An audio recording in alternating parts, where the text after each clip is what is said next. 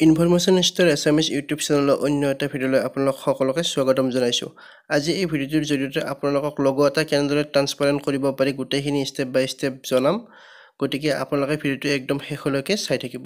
Transparent লগো বনাবলৈ আপোনালোকে পোনপ্ৰথমে আপোনালোকৰ স্মাৰ্টফোনত থকা প্লে ষ্ট'ৰ এপটো অ'পেন কৰিব লাগিব। এয়া মই প্লে ষ্ট'ৰ এপটো অ'পেন কৰিছোঁ আৰু এয়া প্লে ষ্ট'ৰ এপটো অ'পেন হ'ল। এতিয়া চাৰ্চ বাৰত গৈ আপোনালোকে চাৰ্চ কৰিব লাগিব পিক্সেল লেব। মই সাৰ্চ কৰিছো পিক্সেল লেব।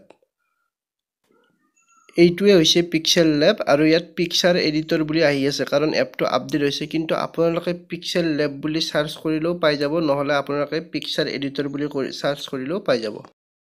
আৰু ইয়াত মোৰ ওপেন বুলি আহিছে কাৰণ মোৰ এপটো ইনষ্টল হৈ আছে আৰু আপুনি কিছু সময় ওয়েট কৰি এপটো ইনষ্টল কৰি ল'ব লাগিব। আৰু ইয়াত মই ডাইৰেক্ট ওপেনত ক্লিক কৰিম আৰু এতিয়া এপটো ওপেন হৈ গ'ল। এতিয়া আপোনালোকে তলত থকা সিম্বলটোত ক্লিক কৰিব। ইয়াত ক্লিক কৰাৰ লগে লগে আপোনালোকে দেখা পাই যাব ইয়াত ট্ৰান্সপাৰেণ্ট স্ক্ৰীন এখন পাব আৰু এই ট্ৰান্সপাৰেণ্ট স্ক্ৰীনত ক্লিক কৰি আপোনালোকে ট্ৰান্সপাৰেণ্ট স্ক্ৰীনখন এড কৰিব লাগিব। এতিয়া আপোনালোকে লেফট সাইডে থকা প্লাস আইকনত ক্লিক কৰিব আৰু ইয়াত ফ্ৰম গ্যালাৰীৰ অপচন আপোনালোকে দেখা পাব। তাত ক্লিক কৰিব। তাত ক্লিক কৰাৰ লগে লগে ডাইৰেক্ট গ্যালাৰী ওপেন হৈ যাব। গ্যালাৰী ওপেন হোৱাত আপোনালোকে যিটো লগো এড কৰিব বিচাৰিছে সেই লগোটো এড কৰিব আৰু মই ওপৰত থকা প্ৰথম লগোটো এড কৰিম। তাত ক্লিক কৰি আপোনালোকে ইয়াত ৰাইট চিনডালত ক্লিক কৰি দিব আৰু ইয়াৰ লগোটো এড হৈ গ'ল। আৰু এতিয়া কাম হ'ল লগোটো ট্ৰান্সপাৰেণ্ট কৰিব লাগে। কেনেকৈ ট্ৰান্সপাৰেণ্ট কৰিম আপোনালোকক জনাই আছোঁ।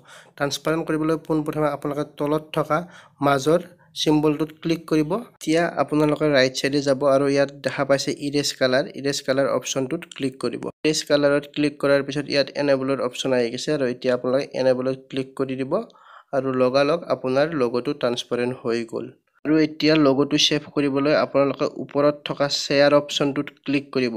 শ্বেয়াৰ অপচনটোত ক্লিক কৰাৰ লগে লগে সেভ টু গ্যালাৰী অপচন আহি যাব আৰু সেভ টু গ্যালাৰী অপচনত ক্লিক কৰি দিব। আপোনাৰ লগোটো সেভ হৈ যাব। এতিয়া আপুনি কেনেদৰে লগোটো ইউজ কৰিব, লগোটো কেনেদৰে কোনো এখন ফটোৰ ওপৰত লগাব। লগোটো লগাবলৈ পোনপ্ৰথমে আপোনালোকে যিকোনো এখন ফটো সিলেক্ট কৰিব।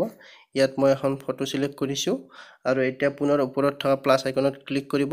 প্লাস আইকনত ক্লিক কৰি ফ্ৰম গ্যালাৰীত ক্লিক কৰিব। আপোনাৰ গ্যালাৰী ওপেন হৈ যাব আৰু গ্যালাৰীত থকা লগোটোৰ ওপৰত ক্লিক কৰিব আৰু ক্লিক কৰাৰ লগে লগে লগোটো আপোনাৰ ফটোখনত এড হৈ যাব। আৰু এনেদৰে আপোনালোকে যিকোনো ফটোত লগো এড কৰিব পাৰিব। আৰু লগোটো সেভ কৰিবলৈ হলে আপোনালোকে আকৌ ওপৰত থকা শ্বেয়াৰ অপচনত ক্লিক কৰিব। শ্বেয়াৰ অপচনত ক্লিক কৰাৰ লগে লগে সেভ টু গ্যালাৰী অপচন আহি গৈছে, তাত ক্লিক কৰিব আৰু ফটোখন সেভ হৈ যাব।